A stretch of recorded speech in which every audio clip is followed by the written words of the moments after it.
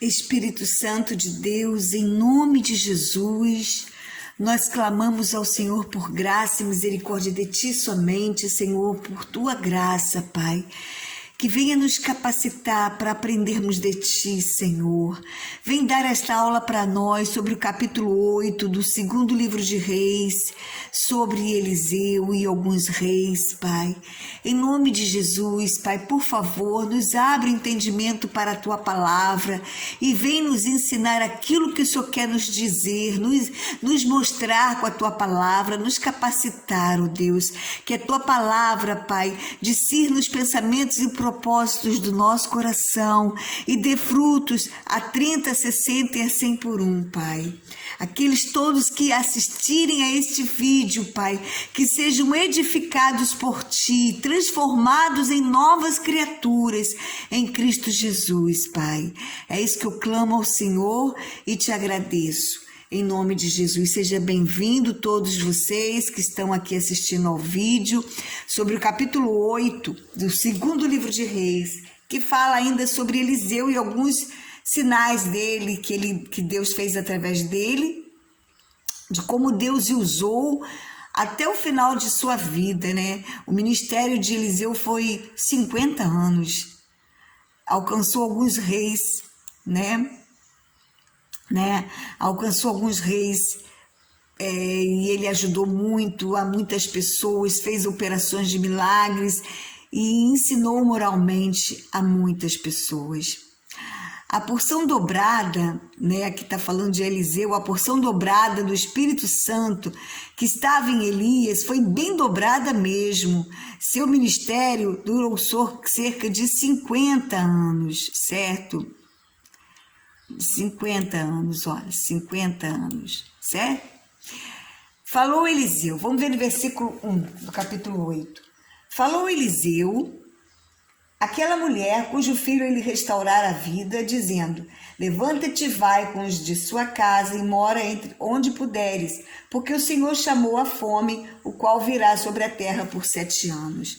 Quer dizer, ela era uma mulher, vamos trazer a memória que nós já aprendemos, ela era aquela mulher sunamita que via passar sempre Eliseu e ela identificou Eliseu como um homem de Deus verdadeiro e falou com o marido dela para construir um quarto em cima da casa deles para Eliseu, um quarto não de passagem, não uma tenda, mas um quarto de alvenaria mesmo, feito um quarto definitivo, para ele. E ele sempre que passava por ali, por Sunem, ele ia, se hospedava naquele quarto e ela cuidava dele, dava comida, e isso fez Eliseu ter um descanso ali e entender que aquela mulher reconhecia que ele era um homem de Deus. Ele aí prometeu que ela teria um filho, como realmente ela teve esse filho, e o marido dela sendo velho, mesmo assim ela tendo esse filho, e depois o filho morreu, pequeno ainda, o filho morreu, ele estava ajudando o pai, acompanhando o pai na colheita, no campo, e aí ele morreu, com muita dor de cabeça. Ela então botou o filho deitado no quarto de Eliseu e foi procurar Eliseu. Eliseu estava em outros lugares.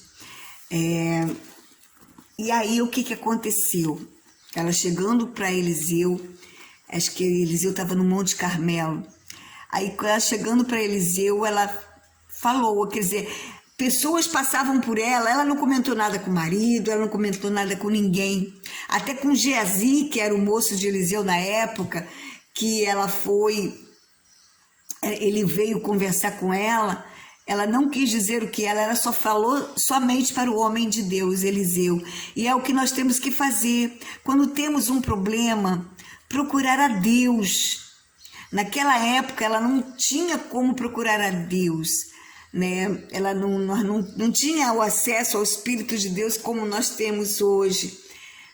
E hoje nós temos o Espírito Santo. Podemos também procurar alguém que seja cheio do Espírito Santo, como Eliseu tenha tido porção dobrada do Espírito, pessoas confiáveis, pessoas maduras, pessoas que inspiram confiança, que dê bom testemunho. Quando a gente tem algum problema, a gente tem que procurar essas pessoas e procurar o próprio Deus, né?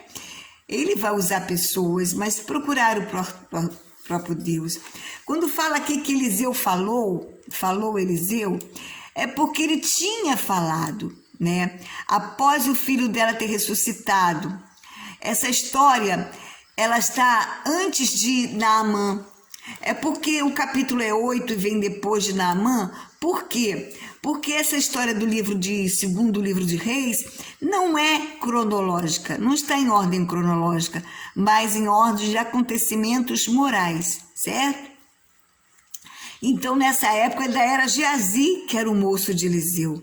E aí a sunamita confiou em Eliseu, certo? Vamos ver no versículo 2, que ela confiou no homem de Deus, Eliseu, e fez segundo o seu conselho. No versículo 2 fala assim: levantou-se a mulher e fez segundo a palavra do homem de Deus, saiu com os de sua casa e habitou por 7 anos na terra dos filisteus. Ela era uma mulher rica, né? Então, e ela confiou aqui, ó, aí trazendo para nós, né, como nós temos aconselhado as pessoas, né? Eliseu ali aconselhou ela, alertou ela do perigo que vinha sobre Samaria, né? E ela reconheceu que aquele conselho de Eliseu era a palavra de Deus, né? Ela reconheceu que era a palavra de Deus. E como tem sido os nossos conselhos da palavra de Deus? Os nossos conselhos têm sido verdadeiramente a palavra de Deus em nossa boca? Ou quando a gente dá conselho para alguém, a gente fala daquilo que vem no nosso coração, daquilo que a nossa carne deseja, daquilo que a nossa carne faria no lugar daquela pessoa, né? Você também tem alertado as pessoas do perigo que está vindo sobre a vida dela? Tem alertado? Certo? Temos que ter muito cuidado com estas coisas, né? A mulher tinha muitos bens. Ela esperou passar a fome para voltar a Samaria. Ela largou todos os bens dela e foi para os filisteus. Olha, ela foi para a terra dos filisteus. Aí no versículo 3 diz que ao cabo de 7 anos a mulher voltou da terra dos filisteus e saiu a clamar ao rei pela sua casa e pelas suas terras, que ela foi lá pedir de volta, né? Ela deixou tudo dela lá e foi para a terra dos filisteus para se livrar da fome de Samaria. Depois de 7 anos, ela obedecendo ao profeta, ela voltou e aí foi requerer do rei as terras que ela tinha deixado lá. Ela agia muito, essa mulher aparecia muito, né, na época dela. É porque seu marido era velho, por isso ela tomava todas as decisões, mas ela agia com precaução, certo? Agora do versículo 4 ao 6. Na hora que ela chegou lá para falar com o rei, Geazi estava conversando com o rei. Vamos ver. Ora, o rei falava a Geazi, moço do homem de Deus, dizendo: conta-me, peço-te, todas as grandes obras que Eliseu tem feito. Quer dizer, o rei ainda era o rei Jorão. Ele tentou até matar Eliseu. Vocês lembram que eu contei isso aqui? Ele tentou até matar Eliseu, mas não conseguiu, né? E aí, né, veio a abundância sobre Samaria e ele começou a prestar atenção a Eliseu. Ele falou assim: eu tenho que saber mais sobre esse Eliseu, esse homem de Deus que faz essas proezas. E aí pediu a Geazi para conversar com ele sobre o que tinha feito o Eliseu, o profeta Eliseu. A mesma coisa tem que ser nós, certo? A gente tem que procurar estar com pessoas que podem nos ensinar a palavra, que pode motivar a nossa fé, né? Igual aí Geazi estava ali, né? No versículo 5, contava ele ao rei como Eliseu restaurara a vida a um morto. Quando a mulher cujo filho ele havia restaurado a vida, clamou ao rei pela sua casa e pelas suas terras. Então disse Geazi: ó rei, meu senhor, esta é a mulher aí, e este o seu filho a quem Eliseu restaurou a vida. Interrogou o rei a mulher e ela lhe contou tudo. Então o rei lhe deu um oficial, dizendo: faze-lhe restituir tudo quanto era seu e todas as suas rendas do campo, desde o dia que deixou a terra até agora. Caramba! Gente, ali Geazi funcionou como duas coisas. Ali Geazi ainda não tinha se corrompido. E ele funcionou como duas coisas. Primeiro, para estimular a fé do rei Jorão, né? Porque a fé, conforme fala em Romanos 10:17, a fé vem pelo ouvir e ouvir a palavra de Deus. Você quer ter mais fé? Leia a palavra. É assim que vai aumentar a tua fé. É lendo a palavra. E Geazi contou justamente na hora em que a sunamita tinha chegado para falar com o rei. Olha só, ele foi muito ali usado por Deus, Geazi, tanto para aumentar a fé do rei Jorão, como para servir de testemunho para a mulher. Dizer, não, olha só, essa aí é a mulher que eu estou falando. E aí, o que aconteceu? Eliseu, desculpa, gente, aí o rei, a mulher teve mais, o que ela falou para o rei, teve um testemunho, teve uma confirmação, teve proeminência, né? Teve uma confirmação, e aí os bens dela foram restaurados, certo? E olha só, os bens dela foi restaurado, né? Como recompensa de tudo que ela fez por Eliseu, certo? E os bens dela foram restaurados. Se vocês observarem aqui no versículo 6, que ele fala assim, o rei Jorão fala assim, faze restituir tudo quanto era seu e todas as suas rendas, desde o dia que deixou até agora. Quer dizer, as rendas, quer dizer, tudo que o campo dela produziu, o dinheiro tudo que o campo dela produziu, desde a época que ela saiu, durante 7 anos, ela não perdeu nenhum dinheiro. Ela recuperou tudo, gente. Olha só como Deus faz. A quem faz a vontade dele. Vamos ver no capítulo 10 de Mateus, lá rapidinho. Mateus, capítulo 10.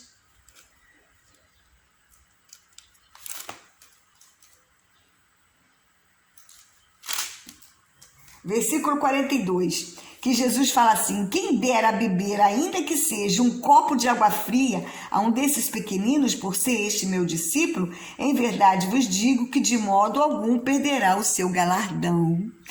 Esse foi o galardão da sunamita. Requereu tudo de volta com juros e correção monetária. Agora vamos ver no capítulo 8 do segundo livro de Reis, do versículo 7 ao 24. Vamos ver? Eliseu e Azael de Damasco. Veio Eliseu a Damasco. Estava doente Ben-Hadad, rei da Síria, e lhe anunciaram dizendo, o homem de Deus é chegado aqui. Então o rei disse a Azael, toma presentes contigo e vai encontrar-te com o homem de Deus, e por seu intermédio pergunta ao Senhor, dizendo, sararei eu desta doença? Foi, pois, Azael encontrar-se com ele, né? Levando consigo um presente, a saber, 40 camelos carregados de tudo que era bom de Damasco. Chegou, apresentou-se diante dele e disse, teu filho Ben-Hadad, rei da Síria, me enviou a perguntar-te, sararei eu desta doença? Gente, presta atenção. Ben-Hadad aqui era o rei da Síria. E ele tinha Eliseu como um homem de Deus. Ele cria também no Deus de Israel, mas não cria totalmente. Porque ele cria no Deus de Israel, mas ele também cria em outros deuses dele, da terra dele. Mas mesmo assim, ele considerou Eliseu como pai da fé. Quando ele fala assim no versículo 9, teu filho Ben-Hadad, rei da Síria, me enviou a perguntar-te, sararei eu desta doença? Quer dizer, ele mandou o servo dele perguntar a Azael, Azael, que era o servo dele, perguntar a Eliseu: teu filho Ben-Hadad, quer dizer, ele se considerava como filho da fé de Eliseu. De alguma forma, Eliseu dava testemunho ali para ele que o Deus de Israel era o Deus mais poderoso do que os deuses dele. Porque ele não foi perguntar aos deuses dele, ele foi perguntar ao Deus de Israel, certo? Esse Ben-Hadad, ele governou de 873 a 853 a.C. Ben-Hadad ficou doente e confiava no Senhor, porém como mais um Deus, com mais poderes que os outros deuses. Aí enviou Azael, que era servo dele, presentes a Eliseu, conforme vimos. Ben-Hadad viu tudo que havia de bom. Olha só, ele confiava tanto em Eliseu que ele viu tudo que havia de bom em Damasco. E o seu recado para Eliseu foi dirigido com a expressão: teu filho Ben-Hadad, mostrando assim que confiava em Eliseu como pai da fé, certo? Aí no versículo 10, vamos ler, versículo 10 e 11, e vamos ler também o 13 ao 15. Eliseu lhe respondeu: vai e dize-lhe, certamente sararás, porém o Senhor me mostrou que ele morrerá. Olhou Eliseu para Azael e tanto lhe fitou os olhos que este ficou embaraçado e chorou o homem de Deus. Certo? Então disse Azael: por que choras, ó meu senhor? Ele respondeu: porque sei o mal que hás de fazer aos filhos de Israel. Deitarás fogo às suas fortalezas, matarás a espada os seus jovens, esmagarás os seus pequenos e rasgarás o ventre das suas mulheres grávidas. Tornou Azael: pois que é teu servo este cão para fazer tão grandes coisas? Respondeu Eliseu: o Senhor me mostrou que tu hás de ser rei da Síria. Então deixou-o a Eliseu, veio ao seu senhor, o qual lhe perguntou: que te disse Eliseu? Respondeu ele: disse-me que certamente sararás. No dia seguinte, olha só gente, no dia seguinte que ele levou já esse recado para Eliseu, para Ben-Hadad, para Ben-Hadad, ele tomou um cobertor, molhou em água e o estendeu sobre o rosto de Eliseu até que morreu. E Azael reinou em seu lugar. Então, nós vimos aqui algumas verdades. Eliseu disse que ele sararia da doença, mas nem deu tempo dele sarar, porque ele morreria. Eliseu fitou os olhos, olha só, longamente em Azael. E o servo que foi levar o recado e chorou, pois o Senhor lhe mostrou que Azael seria o rei da Síria e que faria muitas maldades em Israel. Gente, será que a gente tem chorado acerca do erro das pessoas? Ao invés de julgá-las, apontar o dedo, condená-las, fulano, tá fazendo isso, tá fazendo aquilo, e ficar passando para outro, e contando para um, e contando para outro, e contando para outro o que aquele fez de errado.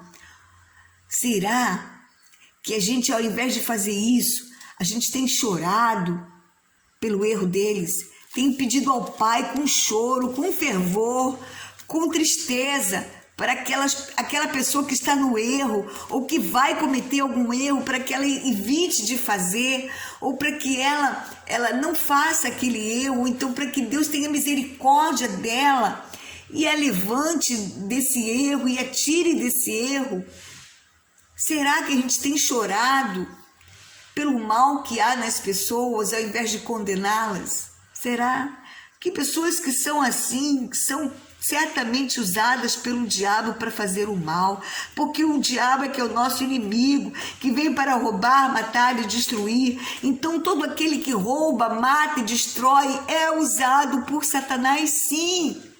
É usado sim por Satanás. Todo aquele que rouba, mata e destrói está fazendo a função de Satanás, que inspirou ele ali, tomou ele ali e está usando aquela pessoa. Então, ao invés de ficar comentando, brigando, comentando com as pessoas, vamos chorar por aquele ali que está fazendo errado. Vamos chorar diante de Deus. Vamos chorar. Não se pode conformar com o mal, não se pode conformar e ficar sem fazer nada. Quem serve a Deus de verdade não se alegra com a injustiça. Não se alegra, mesmo que essa injustiça seja merecidamente. Não se alegra, né? Aqui, acho que é em Mateus 5, vamos lá ver rapidinho. Mateus, versículo 5. Assim, que fala: as bem-aventuranças. Ó, que fala assim, ó. Deixa eu ver aqui. No versículo 6, capítulo 5, versículo 6. Bem-aventurados os que têm fome e sede de justiça, porque são fartos.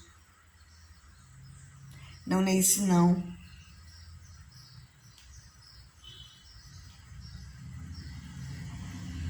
Não é isso, não.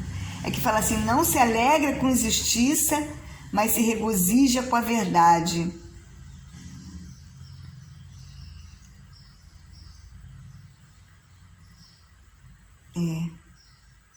Eu tenho que ver onde é, depois eu vou... Peraí, só um pouquinho.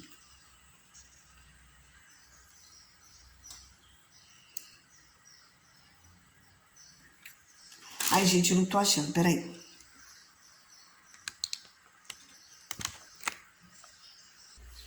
Ah, achei, gente. Achei, glória a Deus. É que eu tava procurando aqui.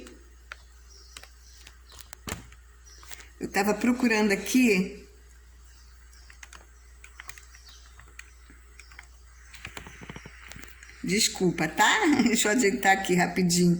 Esse versículo que fala, né, que pra gente não se conformar com o mal, é que quem tem amor de Deus no coração, não é em Mateus, está falando em 1 Coríntios, eu sabia que existia esse versículo, que fala assim, o amor, no versículo 4 até o 6, e o versículo chave é o 6. O amor é paciente, é benigno, o amor não arde ciúmes, não se ufana, não se soberbece, não se conduz inconvenientemente, não procura os seus interesses, não se exaspera, não se ressente do mal, não se alegra com a injustiça, mas regozija-se com a verdade. Então, esse versículo está em 1 Coríntios, capítulo 13, versículo 6, acerca do amor, o verdadeiro amor que só Deus é que pode dar.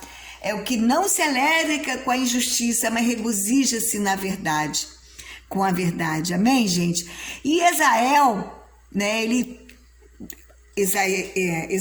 Eliseu profetizou que ele seria o rei da Síria, então ele usou métodos criminosos para ser o rei, apressando a sua coroação, certo? Vamos continuar, certo? No versículo 16, vamos lá. Versículo 16, que fala assim: no 5º ano do reinado do rei Jorão, filho de Acabe, rei de Israel, reinando ainda Josafá em Judá, começou a reinar Jeorão, filho de Josafá, rei de Judá. Então o reinado de Jeorão de Judá, né, Jeorão era filho de Josafá, reinando em Israel, estava ainda Jorão. E Josafá em Judá, com seu filho Jeorão, que ele começou a reinar nessa época. Jeorão fez o que era mal. Sabe por quê? Embora ele fosse filho de Josafá, que era um rei bom, ele fez o que era mal porque ele era casado com Atalia, filha, no caso, neta de Acabe. Quer ver? Vamos ler aqui no versículo 18. Andou nos caminhos do rei de Israel, quer dizer, Jeorão, que era Jeorão, que era de Judá, andou nos caminhos dos reis de Israel, certo? Porque ele era genro do rei, né? Certo? Se casou, né? Josafá permitiu isso também. Josafá errou aí, que permitiu que Jeorão casasse com Atalia, filha, neta de Acabe, certo? Só ia poder dar coisa ruim, né? Andou nos caminhos do rei de Israel, como também fizeram os da casa de Acabe, porque a filha deste era sua mulher, e fez o que era mal perante o Senhor, certo?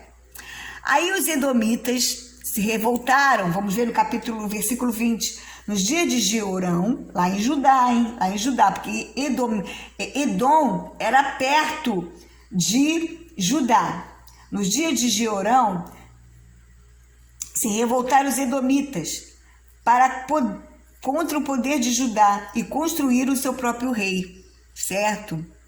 Né? Então eles elegeram o seu próprio rei. Então Edom, os edomitas eram uma terra perto de Judá. E a Síria, né, onde tinha Ben-Hadad, era perto do reino de Israel, perto da parte de Israel. Que Israel era o reino do norte e Judá era o reino do sul. Judá era o reino do sul. Aí no versículo 21, vamos ler. Pelo que Jeorão passou a Zair e todos os carros com ele, ele se levantou de noite e feriu os edomitas que o cercavam, os capitães dos carros, e o povo de Jeorão, porém, fugiu para as suas tendas. Certo? Então Jeorão de Judá passou a Zair, era uma cidade, e feriu os edomitas, era uma cidade de Edom. E o povo, depois que eles feriram, fugiu cada um para as suas tendas, depois que cada um fugiu. Vamos ler o 22 e o 24. Assim se rebelou Edom para livrar-se do poder de Judá até o dia de hoje. Ao mesmo tempo se rebelou também Líbna, quer dizer, outra cidade que se rebelou contra Jeorão, que era um rei de Judá. 24. Descansou Jeorão com os seus pais e com eles foi sepultado na cidade de Davi. E Acasias, seu filho, reinou em seu lugar. Então, Jorão, filho de Acabe, resumindo, reinou de 853 a 842 a.C. Jeorão, filho de Josafá, reinou de 849 a 842. Quer dizer, Jorão de Acabe, Israel. E Jeorão, filho de Josafá, de Judá. Ele foi genro da casa de Acabe e seguiu o mau exemplo de Israel. Acasias, seu filho, reinou em seu lugar. Vamos ver o reinado aqui de Acasias rapidinho, que é do versículo 25 ao 27.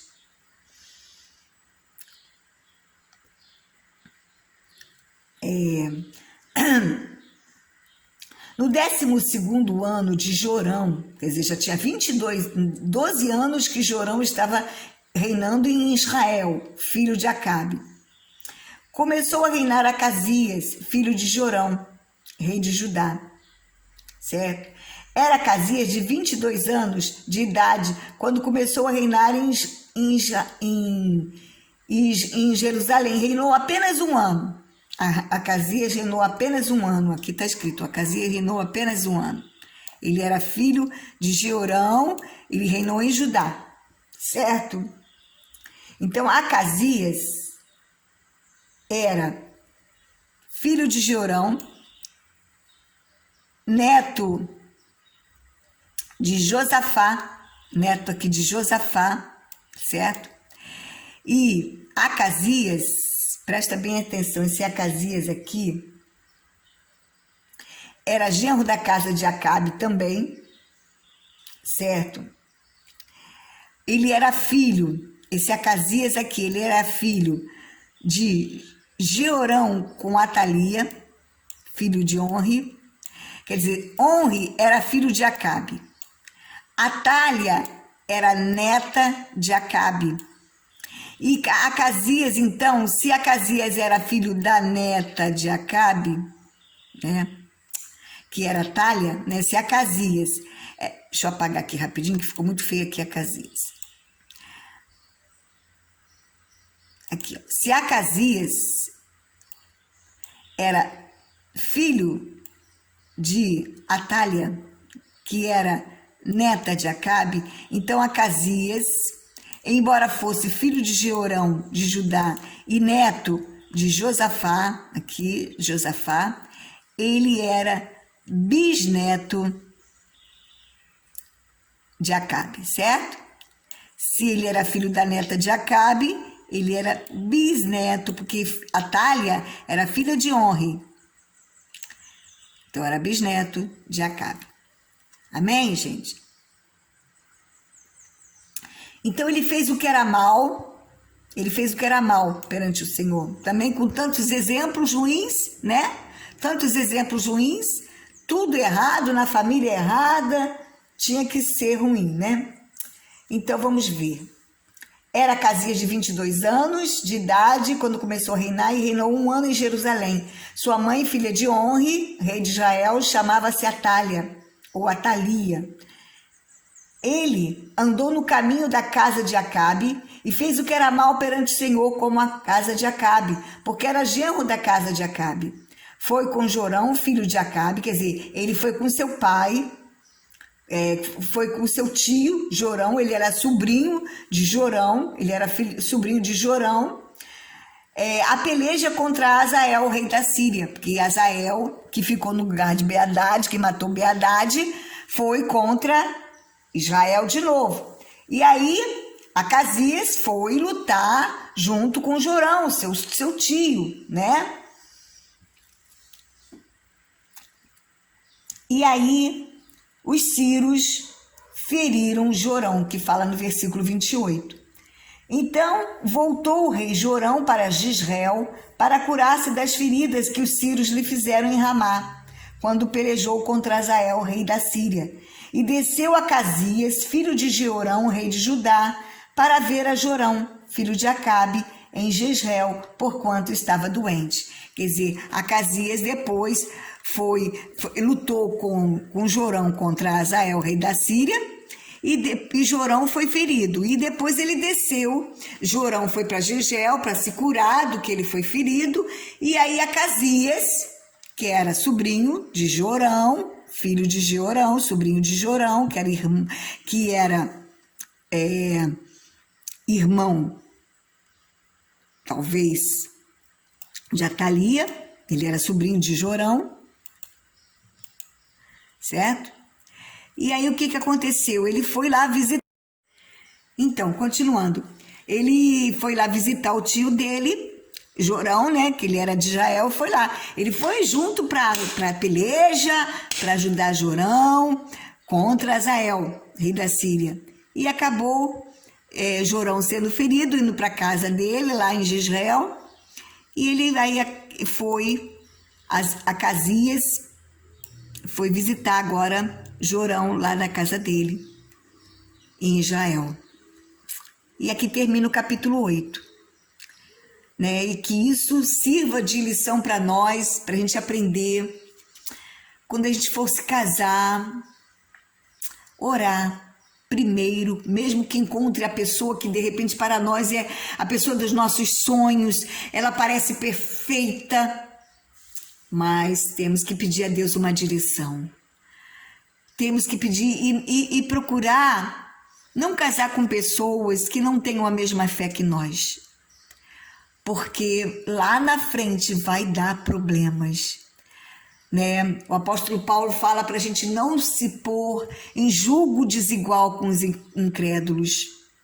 Que ele fala assim, que sociedade pode haver entre os que servem a Deus e entre os que não servem? Né? Aí pergunta, que sociedade pode haver entre Cristo e o maligno, porque a pessoa que não é da mesma fé está servindo ao diabo. Né? E aí, a sociedade entre Cristo e o maligno não tem como. Vai acabar antes que a pessoa venha para o nosso lado, porque a gente se contamina muito mais para o mal, porque nós temos uma natureza pecaminosa. Então, nós temos muito mais tendência a aderir o que é mal do que a copiar o que é bom. Por isso que temos que nos afastar do mal, guardar o nosso pé do mal, né? Não andar na roda dos escarnecedores, não se sentar na roda dos escarnecedores, mas ter o nosso prazer na lei do Senhor, certo? E procurar andar com aquelas pessoas que vão trazer algo para nós. andar com aquelas pessoas que vão nos ensinar o que é certo, não por interesse de ganhar coisas materiais, mas coisas espirituais. Isso sim, a gente pode ter esse interesse. Não ter interesse de amizade por alguém com coisas materiais, mas ter interesse de ter amizade com alguém, querer herança espiritual, certo? Aprender com quem pode te ensinar algo de Deus verdadeiro, forte, que é para ficar firme sobre a rocha. É como aquele ensinamento de Jesus, construir a nossa casa sobre a rocha. Vamos construir a nossa casa sobre a rocha? Então, vamos construir a nossa casa sobre a rocha?